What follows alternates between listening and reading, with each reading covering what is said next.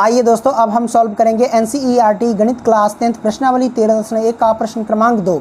इससे पीछे जितने भी सारे क्वेश्चन उन सभी को हम सॉल्व कर चुके हैं। आप लोग डिस्क्रिप्शन बॉक्स में जाकर के चेक कर सकते हैं। तो प्रश्न क्रमांक 2 कहता है कि कोई बर्तन एक खोखले अर्धगोले के आकार का है। तो सबसे पहले हम क्या करेंगे, खोखला अर्धगोले का आकार का बर्तन बना लेंगे। तो जैसा कि आप देख सकते हैं, ये खोखला अर्धगोला के रूप में इसको हमें बना लेना है सबसे पहले। तो ये हमारे पास खोखला अर्धगोला है, ठीक है। तो मैंने ये बना लिया अर्धगोला, ओके। इस अर्धगोले में आप कुछ भी रख सकते हैं, दूध रख लो, पानी रख लो, खीर रख लो, कुछ भी रख सकते हो। ये अर्धगोला है, ठीक है, यानी बीच में इसमें स्पेस है, ओके। तो अर्धगोले के आकार का है, जिसके ऊपर एक खोखला बेलन अध्यारोपित है। अब देखो भैया, इसके ऊपर क्या है, एक बेलन अध्यारोपित है यहाँ से। तो हम क्या करेंगे, सबसे पहले यहाँ से एक बेलन बना लेंगे। तो चलिए हम क्या करते हैं, बेलन पहले बना लेते हैं। तो यहाँ से खींच लेंगे। तो चलिए खींचिए लेते हैं। ये मैंने खींच लिया लाइन, और उसके बाद यहाँ से हम फिर खींच लेंगे, ओके। आप लोग आराम से सीधा खींच करके बना लेना, ओके। तो ये मैंने खींच लिया। अब यहाँ से ऊपर से भी क्या करेंगे, इसको इस तरीके से राउंड कर देंगे। तो ये हमारे पास आ गया भैया खोखला बेलन, और इस अर्धगोले पर अध्यारोपित हो गया। अध्यारोपित का मतलब रखा हुआ है, ठीक है। तो अध्यारोपित है। अर्धगोले का व्यास 14 सेंटीमीटर है। मतलब ये जो अर्धगोला है, इस अर्धगोले का व्यास कहता है कितना, 14 सेंटीमीटर। तो हम क्या करते हैं, व्यास खींच लेते हैं। तो यहाँ से लेकर के यहाँ तक व्यास हुआ 14 सेंटीमीटर। तो हम ये 14 सेंटीमीटर क्या करते हैं, कर देते हैं। तो ये रहा 14 सेंटीमीटर, ओके। कोई दिक्कत नहीं है, दिक्कत। अब ये हो गया। अब उसके बाद देख लो, कहता है और इस बर्तन यानी पात्र, ये जो पूरा बर्तन है की कुल ऊंचाई दे रखी है 13 सेंटीमीटर। यानी ये जो बर्तन है, इस बर्तन की कुल ऊंचाई कितनी दे रखी है, 13 सेंटीमीटर। तो आइए हम 13 सेंटीमीटर खींच लेते हैं, ओके। यानी बर्तन की कुल ऊंचाई का मतलब अर्धगोला समेत बेलन, ठीक है, इस पूरी की ऊंचाई है 13 सेंटीमीटर। ये मैंने कर दिया, कोई दिक्कत नहीं, दिक्कत। तो कहता है इस बर्तन का आंतरिक पृष्ठीय क्षेत्रफल ज्ञात कीजिए। तो इस बर्तन का आंतरिक पृष्ठीय क्षेत्रफल कैसे ज्ञात होगा? तो सिंपल सी बात है, आप क्या करना, बेलन का पृष्ठ क्षेत्रफल और अर्धगोले का पृष्ठ क्षेत्रफल निकाल करके दोनों को क्या करना, ऐड कर देना। ऐड करने के बाद जो आंसर आएगा वही इसका इस बर्तन का आंतरिक पृष्ठीय क्षेत्रफल निकल जाएगा। तो आपको पता होना चाहिए कि बेलन का पृष्ठीय क्षेत्रफल क्या होता है। तो बेलन का पृष्ठीय क्षेत्रफल होता है भैया, वो होता है 2πr/h होता है। इस बात को ध्यान रखना। और वहीं हम बात करते हैं अर्धगोले का पृष्ठीय क्षेत्रफल क्या होता है। तो अर्धगोले का पृष्ठीय क्षेत्रफल होता है 2πr², ये होता है कि नहीं। तो अब इन दोनों को जोड़ देंगे तो हमारा क्या हो जाएगा, इस आंतरिक पृष्ठीय क्षेत्रफल निकल जाएगा इसका, तो ये पूरे बर्तन का।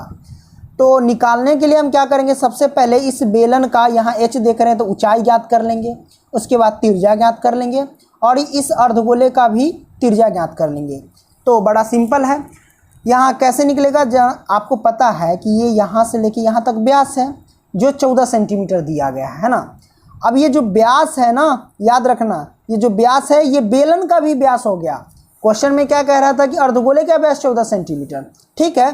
तो ये अर्धगोले का व्यास के साथ साथ इस बेलन का भी हो गया व्यास 14 सेंटीमीटर। कहने का मतलब जो तिर्जा होगी वो अर्धगोले का भी तिर्जा होगा और बेलन का भी तिर्जा होगा। तो तिर्जा निकलेगा कैसे, तो व्यास है 14 सेंटीमीटर, तो तिर्जा यहाँ से लेकर के यहाँ तक होगा कितना, 7 सेंटीमीटर। तो ये 7 सेंटीमीटर तिर्जा किसका हो गया, बेलन का भी और अर्धगोले का भी। इस बात को ध्यान रखना। तो सबसे पहले हम क्या करते हैं, लिखते हैं कि दिया है। क्या लिखेंगे, कि दिया है। तो यहाँ पे मैंने लिखा कि दिया है। अब जो दिया है उसको लिख लो। तो सबसे पहले अर्धगोले का व्यास, तो हम लिखते हैं अर्धगोले, है ना, अर्धगोले का व्यास। तो अर्धगोले का व्यास कितना दिया गया है भैया, 14 सेंटीमीटर। तो तिर्जा कितना होगा, तो तिर्जा होगा 7 सेंटीमीटर, क्योंकि तिर्जा होता है व्यास बट्टा 2, यानी व्यास का आधा।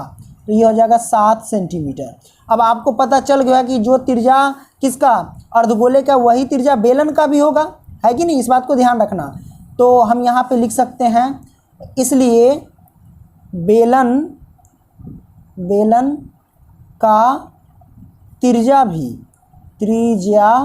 भी कितना होगा, त्रिज्या भी 7 सेंटीमीटर ही होगा।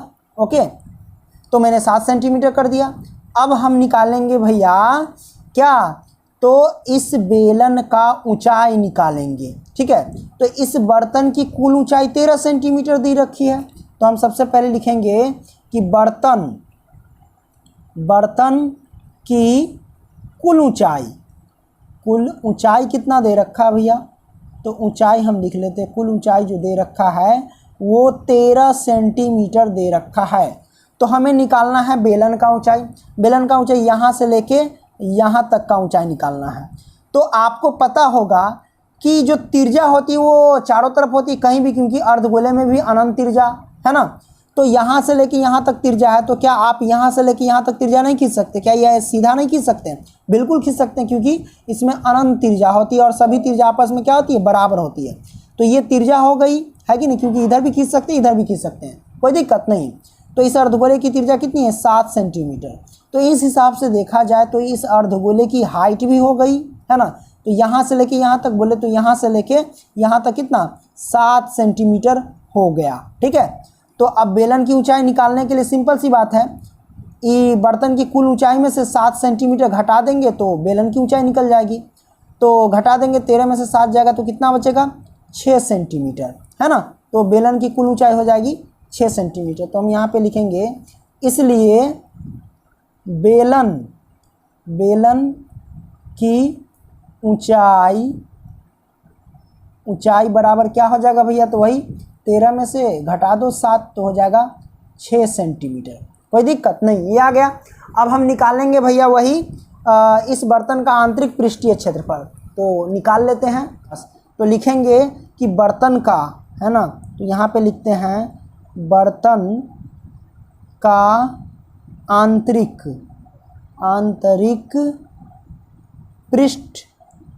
पृष्ठीय क्षेत्रफल बराबर, तो वही हम क्या करेंगे, सबसे पहले बेलन का पृष्ठ क्षेत्रफल निकालेंगे। तो बेलन का पृष्ठ क्षेत्रफल क्या होता है, 2πr/h होता है। ठीक है, प्लस में अर्धगोले का पृष्ठ क्षेत्रफल क्या होता है, तो अर्धगोले का पृष्ठीय क्षेत्रफल होता है 2πr² होता है। ठीक है, ये मैंने कर दिया।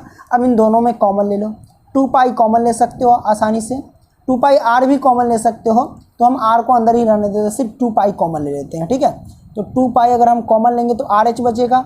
तो r कितना है हमारे पास, त्रिज्या 7 सेंटीमीटर, हम लिखेंगे 7 गुने में h, ऊंचाई कितना है, ऊंचाई 6 है, तो हम लिखेंगे 6 प्लस 2π तो निकल गया, बचा r। तो r हमारे पास वही त्रिज्या, दोनों का तो बराबर, ये दोनों बराबर है, तो त्रिज्या तो 7 ही है। तो 7 का स्क्वायर करेंगे तो कितना, 49, लिख देते हैं 7 गुने 7।